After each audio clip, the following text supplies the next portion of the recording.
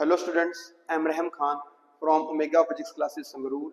NEET 2025 Physics question series ਦੇ ਵਿੱਚ ਆਪਣਾ ਅੱਜ ਦਾ ਕੁਐਸਚਨ ਹੈ 3 identical heat conducting rods are connected in series as shown in figure.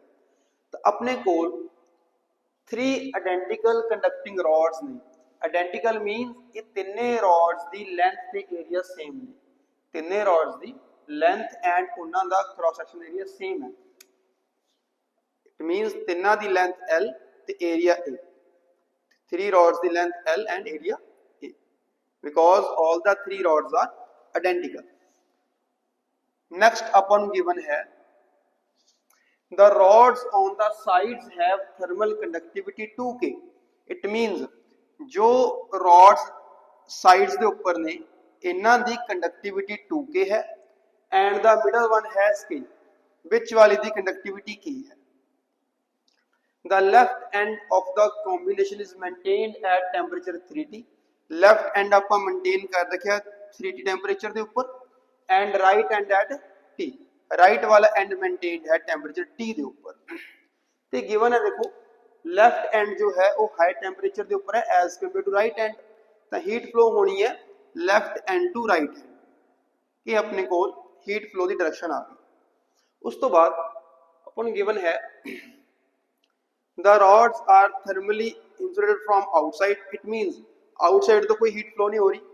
In steady state temperature at left junction is T1 and at right junction is T2. ਜਦੋਂ ਆਪਣੇ ਕੋਲ steady state है, steady state means ਆਪਣੇ ਕੋਲ heat ਦਾ जो flow है, rate of flow of heat constant हो चुका है. जब बोल सकते हैं heat current constant हो गया.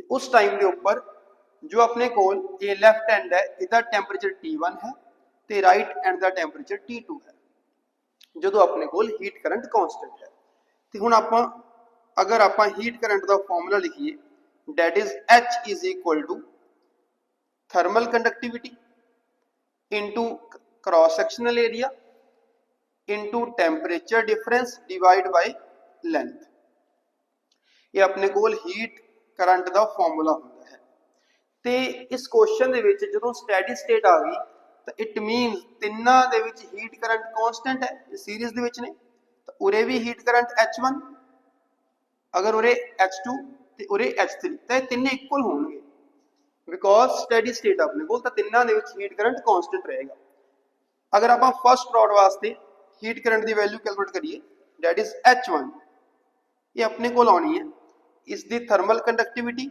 that is 2K ਇਸ ਦਾ area A is the temperature difference that is high temperature to low temperature divided by is the length equation 1 similarly अगर आप second rod वास्ते करिए calculate तो अपने को heat current आना है H2 is equal to is the conductivity K है is the cross sectional area A and temperature difference अपने को आया T1 minus T2 high temperature to low temperature divide by is the length भी L because rods are identical and अगर आप third rod वास्ते heat current calculate करिए that is H3 is equal to is the conductivity 2K है area A temperature difference अपने को आया T2 minus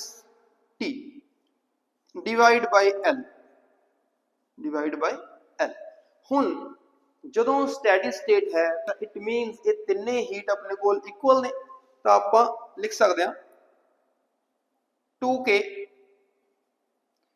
A 3T minus T1 divide by L H1 ਹੈ ਆਪਣੇ ਕੋਲ ਤੇ H2 ਦੀ ਵੈਲਿਊ ਆਪਣੇ ਕੋਲ ਹੈ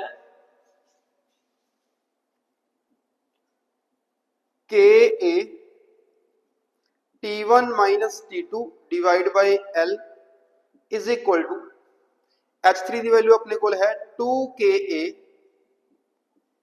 T2 minus T divided by L ਇਹ ਤਿੰਨੇ ਇਕੁਏਸ਼ਨਸ ਦੇ ਵਿੱਚ ਆਪਣੇ ਕੋਲ KA ਤੇ L ਸੇਮ ਹੈ ਇਹ ਕੱਟ ਗਿਆ ਤੇ ਫਾਈਨਲ ਆਪਾਂ ਬਚੇ 2 times of 3T minus T1 is equal to T1 minus T2 is equal to 2 times of T2 minus T। इथों आप अगर इनू सॉल्व करिए बन गया 60 minus 2T1 is equal to T1 minus T2 is equal to 2T minus 2T2 minus 2T। ਹੁਣ ਆਪਾਂ दो दो करके इक्वेट कर लेने हैं। अगर आप दोनों इक्वेट करिए तो अपने को आ रहा है 60 minus 2T1 is equal to T1 minus T2। तो इथों अपने को आ गया 60 इज इक्वल टू इधर जाके प्लस का हो जाएगा 3T1 माइनस T2। इन इक्वेशन ए पुट कर लो 60 is equal to 3T1 minus T2। ਤੇ ਸਿਮਿਲਰਲੀ ਆਪਾਂ ਆ ਦੋ ਇਕੁਏਸ਼ਨ ਸੋਲਵ ਕਰ ਲੈਣੇ ਆ ਤੇ ਇੱਥੋਂ ਆਪਣੇ ਕੋਲ ਆਉਣਾ ਹੈ T1 T2 is equal to 2T2 minus 2T। it means ये बन गया 2T is equal to 3T2 minus T1। इन्हों ਆਪਾਂ इक्वेशन B लिख लेने आ। ਹੁਣ ਇਕੁਏਸ਼ਨ A ਤੇ B ਨੂੰ ਸੋਲਵ ਕਰਕੇ ਆਪਾਂ T1 T2 ਦੀ ਰੇਸ਼ੋ ਫਾਈਂਡ ਕਰ ਸਕਦੇ ਹਾਂ।